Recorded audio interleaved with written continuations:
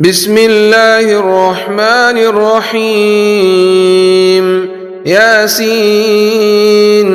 والقرآن الحكيم إنك لمن المرسلين على صراط مستقيم تنزيل العزيز الرحيم لتنذر قوما ما أنذر آباؤهم فهم غافلون لقد حق القول على أكثرهم فهم لا يؤمنون إنا جعلنا في أعناقهم أغلالا فهي إلى الأذقان فهم مقمحون وجعلنا من بين أيديهم سدا ومن خلفهم سدا فأغشيناهم فهم لا يبصرون وسواء عليهم أأنذرتهم أم لم تنذرهم لا يؤمنون إنما تنذر من اتبع الذكر وخشي الرحمن بالغيب فبشره بمغفرة وأجر كريم إنا نحن نحيي الموتى ونكتب ما قدموا وآثارهم وكل شيء أحصيناه في إمام مبين واضرب لهم مثلا أصحاب القرية إذ جاءها المرسلون إذ أرسلنا إليهم اثنين فكذبوهما فعززنا بثالث فقالوا إنا إليكم مرسلون قالوا ما أنتم إلا بشر مثلنا وما أنزل الرحمن من شيء إن أنتم إلا تكذبون قالوا ربنا يعلم إنا إليكم لمرسلون وما علينا إلا البلاغ المبين قالوا إنا تطيرنا بكم لئن لم تنتهوا لنرجمنكم وليمسنكم منا عذاب أليم قالوا طائركم معكم أئن ذكرتم بل أنتم قوم مسرفون وجاء من أقصى المدينة رجل يسعى قال يا قوم اتبعوا المرسلين اتبعوا من لا يسألكم أجرا وهم مهتدون وما لي لا أعبد الذي فطرني وإليه ترجعون أأتخذ من دونه آلهة إن يردني الرحمن بضر لا تغن عني شفاعتهم شيئا ولا ينقذون إني إذا لفي ضلال مبين إني آمنت بربكم فاسمعون قيل ادخل الجنة قال يا ليت قومي يعلمون بما غفر لي ربي وجعلني من المكرمين وما أنزلنا على قومه من بعده من جند من السماء وما كنا منزلين إن كانت إلا صيحة واحدة فإذا هم خامدون يا حسرة على العباد ما يأتيهم من رسول إلا كانوا به يستهزئون ألم يروا كم أهلكنا قبلهم من القرون أنهم إليهم لا يرجعون وإن كل لما جميع لدينا محضرون وآية لهم الأرض الميتة أحييناها وأخرجنا منها حبا فمنه يأكلون وجعلنا فيها جنات من نخيل وأعناب وفجرنا فيها من العيون ليأكلوا من ثمره وما عملته أيديهم أفلا يشكرون سبحان الذي خلق الأزواج كلها مما تنبت الأرض ومن أنفسهم ومما لا يعلمون وآية لهم الليل نسلخ منه النهار فإذا هم مظلمون والشمس تجري لمستقر لها ذلك تقدير العزيز العليم والقمر قدرناه منازل حتى عاد كالعرجون القديم لا الشمس ينبغي لها أن تدرك القمر ولا الليل سابق النهار وكل في فلك يسبحون وآية لهم أنا حملنا ذريتهم في الفلك المشحون وخلقنا لهم من مثله ما يركبون وإن نشأ نغرقهم فلا صريخ لهم ولا هم ينقذون إلا رحمة منا ومتاعا إلى حين وإذا قيل لهم اتقوا ما بين أيديكم وما خلفكم لعلكم ترحمون وما تأتيهم من آية من آيات ربهم إلا كانوا عنها معرضين وإذا قيل لهم أنفقوا مما رزقكم الله قال الذين كفروا للذين آمنوا أنطعم من لو يشاء الله أطعمه إن أنتم إلا في ضلال مبين ويقولون متى هذا الوعد إن كنتم صادقين ما ينظرون إلا صيحة واحدة تأخذهم وهم يخصمون فلا يستطيعون توصية ولا إلى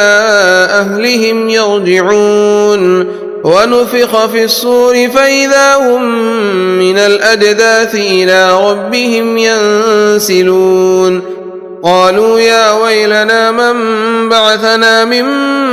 مرقدنا هذا ما وعد الرحمن وصدق المرسلون إن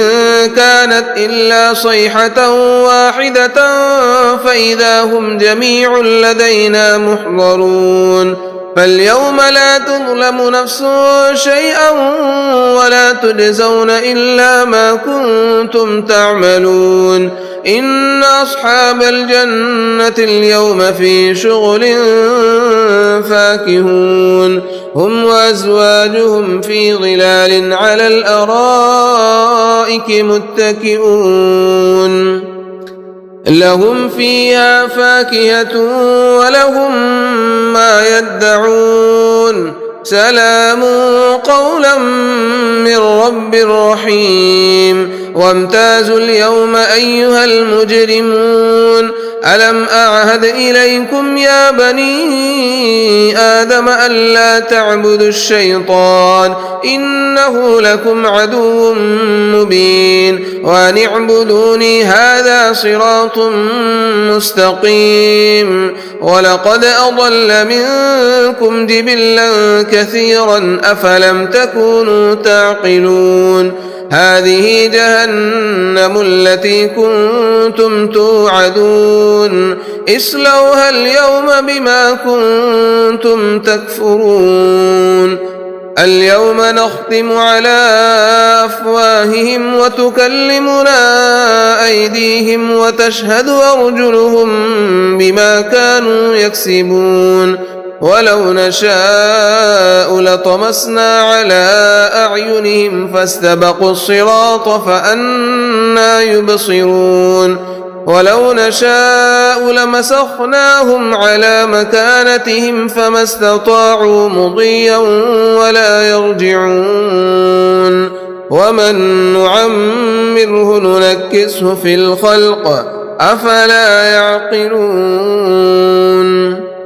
وما علمناه الشعر وما ينبغي له إن هو إلا ذكر وقرآن مبين لينذر من كان حيا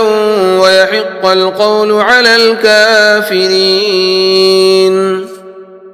أولم يروا أنا خلقنا لهم مما عملت أيدينا أنعاما فهم لها مالكون وذللناها لهم فمنها ركوبهم ومنها يأكلون ولهم فيها منافع ومشارب أفلا يشكرون واتخذوا من دون الله آلهة لعلهم ينصرون لا يستطيعون نصرهم وهم لهم جند محضرون فلا يحزنك قولهم إنا نعلم ما يسرون وما يعلنون أولم ير الإنسان أنا خلقناه من نطفة فإذا هو خصيم مبين وضرب لنا مثلا ونسي خلقه قال من يحيي العظام وهي رميم قل يحييها الذي أنشأها أول مرة وهو بكل خلق عليم الذي جعل لكم من الشجر الأخضر نارا فإذا أنتم منه توقدون أوليس الذي خلق السماوات والأرض بقادر على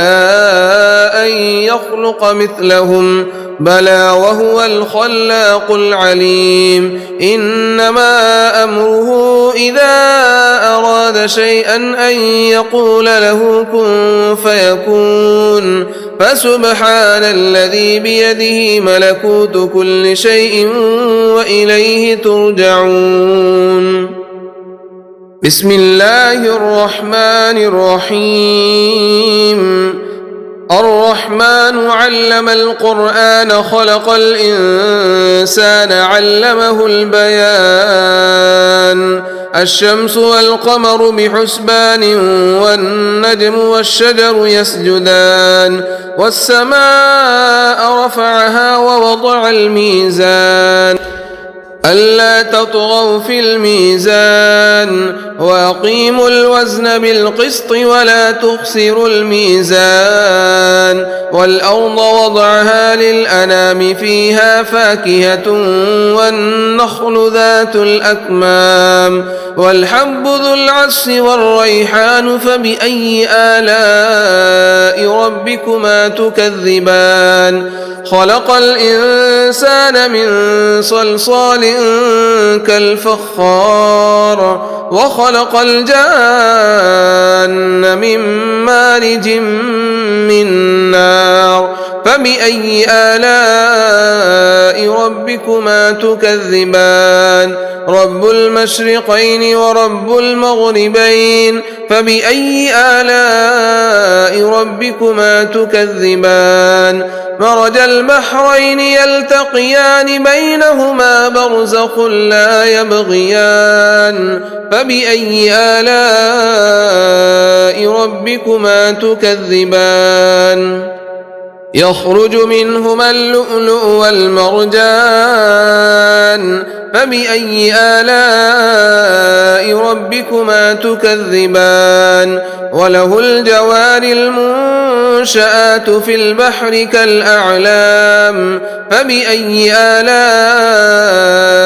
ربكما تكذبان كل من عليها فان ويبقى وجه ربك ذو الجلال والإكرام فبأي آلاء ربكما تكذبان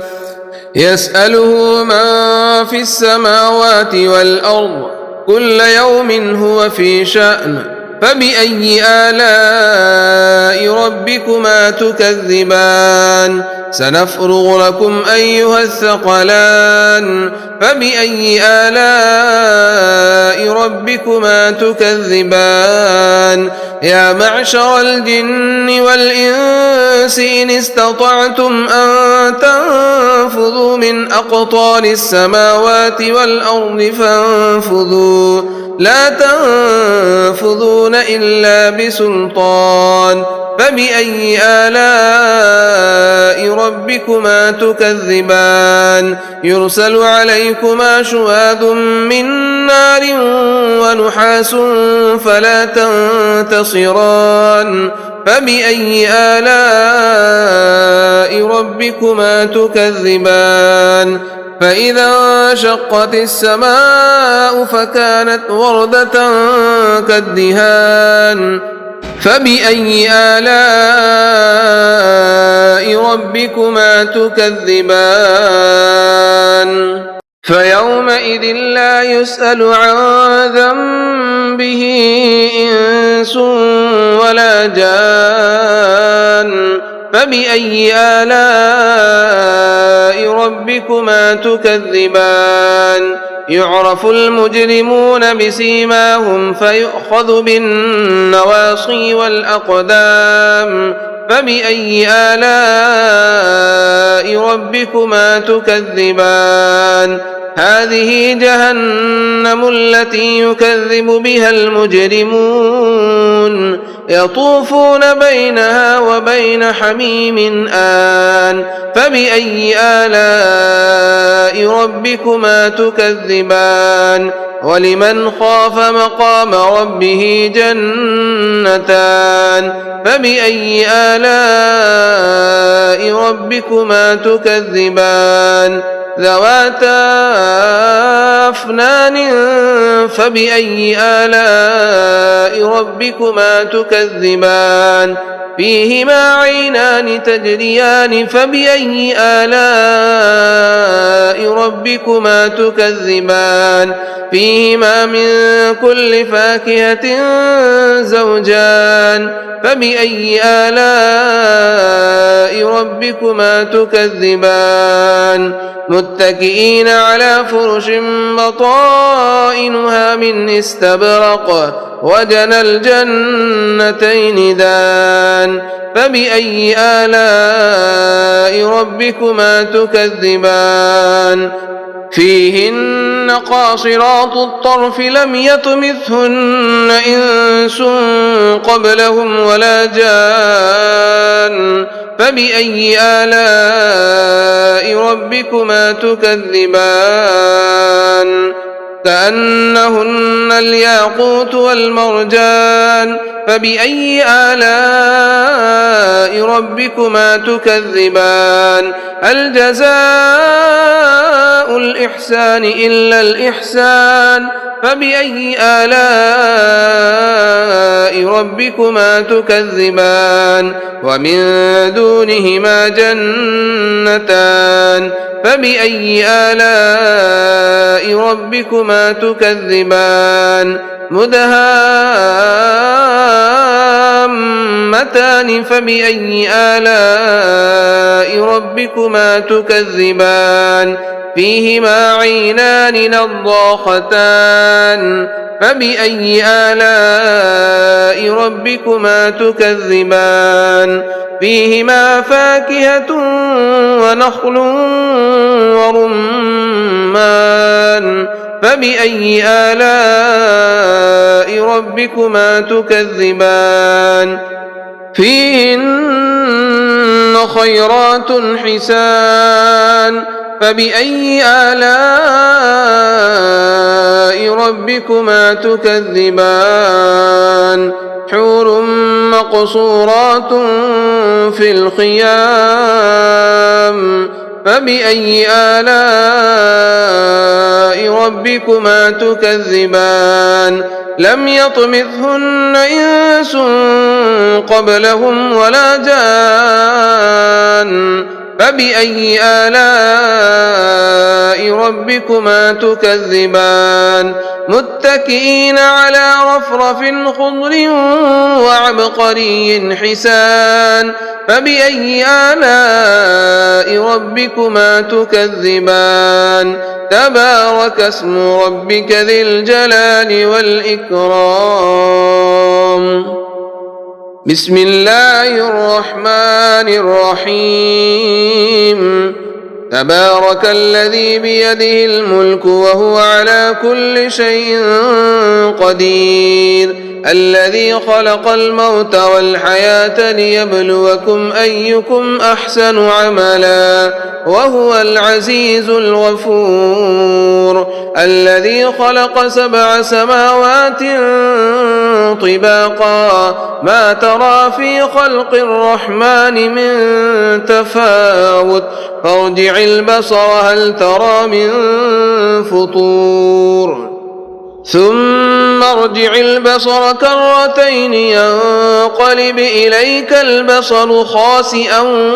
وهو حسير ولقد زينا السماء الدنيا بمصابيح وجعلناها رجوما للشياطين وأعتدنا لهم عذاب السعير وللذين كفروا بربهم عذاب جهنم وبئس المصير إذا ألقوا فيها سمعوا لها شهيقا وهي تفور تكاد تميز من الغيظ كلما ألقي فيها فوج سألهم خزنتها ألم يأتكم نذير قالوا بلى قد جاءنا نذير فكذبنا وقلنا ما نزل الله من شيء إن أنتم إلا في ضلال كبير فقالوا لو كنا نسمع أو نعقل ما كنا في أصحاب السعير فاعترفوا بذنبهم فسحقا لأصحاب السعير إن الذين يخشون ربهم بالغيب لهم مغفرة وأجر كبير وأسروا قولكم أو اجهروا به إنه عليم بذات الصدور ألا يعلم من خلق وهو اللطيف الخبير هو الذي جعل لكم الأرض ذلولا فامشوا في مناكبها وكلوا من رزقه وإليه النشور آمنتم من في السماء أن يخسف بكم الأرض فإذا هي تمور أم أمنتم من في السماء أن يرسل عليكم حاصبا فستعلمون كيف نذير ولقد كذب الذين من قبلهم فكيف كان نكير أولم يروا إلى الطير فوقهم صافات ويقبضن ما يمسكهن إلا الرحمن إنه بكل شيء بصير أمن هذا الذي هو جند لكم ينصركم من دون الرحمن إن الكافرون إلا في غرور أمن هذا الذي يرزقكم إن أمسك رزقه بل لجوا في عتو ونفور أفمن يمشي مكبا على وجهه أهدى أمن يمشي سويا على صراط مستقيم قل هو الذي أنشأكم وجعل لكم السمع والأبصار والأفئدة قليلا ما تشكرون قل هو الذي ذراكم في الأرض وإليه تحشرون ويقولون متى هذا الوعد إن كنتم صادقين قل إنما العلم عند الله وإنما أنا نذير مبين فلما رأوه زلفة سيئت وجوه الذين كفروا وقيل هذا الذي كنتم به تدعون قل أرأيتم إن أهلكني الله ومن معي أو رحمنا فمن يجير الكافرين من عذاب أليم قل هو الرحمن آمنا به وعليه توكلنا فستعلمون من هو في ضلال